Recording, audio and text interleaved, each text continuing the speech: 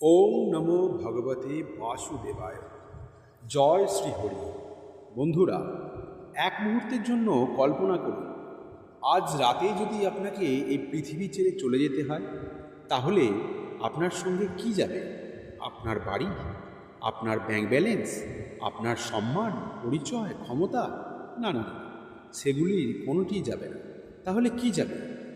এই একটি প্রশ্নের উত্তর খুঁজতে হাজার হাজার বছর আগে গরুড় ভগবান বিষ্ণুর কাছে এমন কিছু প্রশ্ন করেছিলেন, যার উত্তর আজও মানুষের হৃদয় কাঁপিয়ে দেয়। মৃত্যুর পরে কি হয়? আত্মা কোথায় যায়? কেউ কেন জন্ম থেকেই সুখী, আর কেউ কেন জন্ম থেকেই কষ্টে থাকে? আর কেন এমন কি আছে যা মৃত্যুর পরেও আমাদের ছেড়ে যায় না? গরুড় পুরাণে এই প্রশ্নগুলির উত্তর দেওয়া রয়েছে, আর আজ আমরা জানব সেই সব রহস্য, যা জানার পর হয়তো আপনি জীবনকে আর আগের মতো দেখবেন না। মৃত্যু শেষ নয়। বন্ধুরা, পৃথিবীর সবচেয়ে বড় ভয় কি? বেশিরভাগ মানুষ বলবে মৃত্যু, কিন্তু গরুড় পুরাণ বলে মানুষ আসলে মৃত্যুকে ভয় পায় না, সে ভয় পায় অজানাকে। সে জানে না মৃত্যুর পর কি আছে, তাই সে ভয় পায়। ভগবান বিষ্ণু গরুড়কে বলেন, যা মারা যায় তা শরীর, আত্মা নয়। এই শরীর একদিন বুড়ো হবে, দুর্বল হবে, একদিন নিঃশ্বাস থেমে যাবে, কিন্তু আত্মা আত্মা কখনো মরে না। সে শুধু এক দেহ থেকে অন্য দেহে যাত্রা করে। ঠিক যেমন একজন মানুষ পুরনো পোশাক ফেলে নতুন পোশাক পরে, তেমনি ভাবুন তো, যদি আত্মা অমর হয়, তাহলে আমরা আসলে কি নিয়ে এত অহংকার করি? এবার আমি আপনাকে একটা প্রশ্ন করি, আপনি যদি পৃথিবীর সব মানুষের চোখে ফাঁকি দিতে পারেন, তাহলে কি নিজের কর্মফলকেও ফাঁকি দিতে পারবেন? গরুড় পুরাণের উত্তর না, কারণ কর্ম ছায়ার মতো। আপনি যত দূরেই পালান, সে আপনার পিছু নেয়। অনেক সময় আমরা দেখি খারাপ মানুষ সুখে আছে, ভালো মানুষ কষ্টে আছে।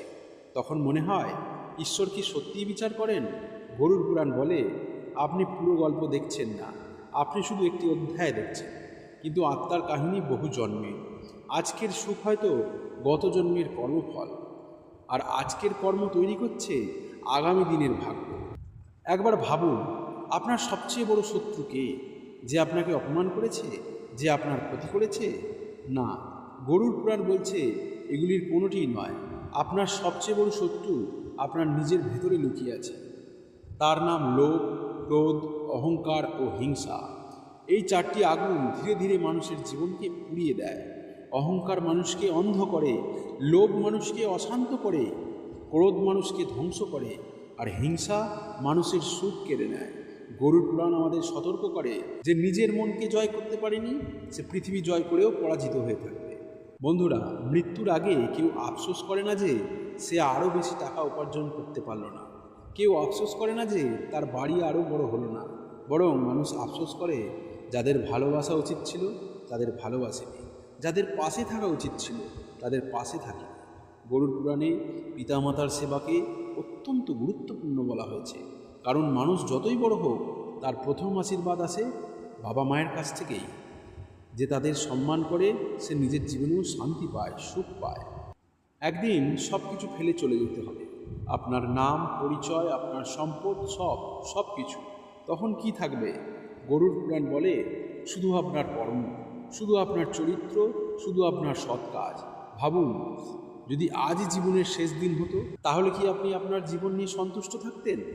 গরুড় পুরাণে মৃত্যুর পর আত্মার যাত্রার বিস্তৃত বর্ণনা আছে, কিন্তু এর মূল উদ্দেশ্য মানুষকে আতঙ্কিত করা নয়, বরং একটি কথা বোঝানো, তোমার প্রতিটি কাজের মূল্য আছে। প্রতিটি ভালো কাজ, প্রতিটি খারাপ কাজ, প্রতিটি সিদ্ধান্ত। তাই জীবনকে হালকাভাবে নেওয়ার সুযোগ নেই।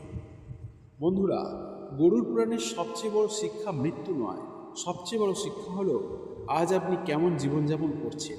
কারণ মৃত্যু একদিন আসবেই, কিন্তু তার আগে আপনি কি রেখে যাচ্ছেন? অহংকার নাকি ভালোবাসা, স্বার্থ নাকি সেবা, পাপ নাকি পুণ্য? মনে রাখবেন, খালি হাতে এসেছিলেন, খালি হাতেই চলে যাবেন, কিন্তু আপনার কর্ম আপনার সঙ্গে যাবে। তাই আজ থেকেই এমন জীবন বেছে নিন, যাতে একদিন পৃথিবী ছাড়ার সময় আপনার মনে কোনো আফসোস না থাকে। জয় শ্রীহরি, জয় শ্রী বিষ্ণু।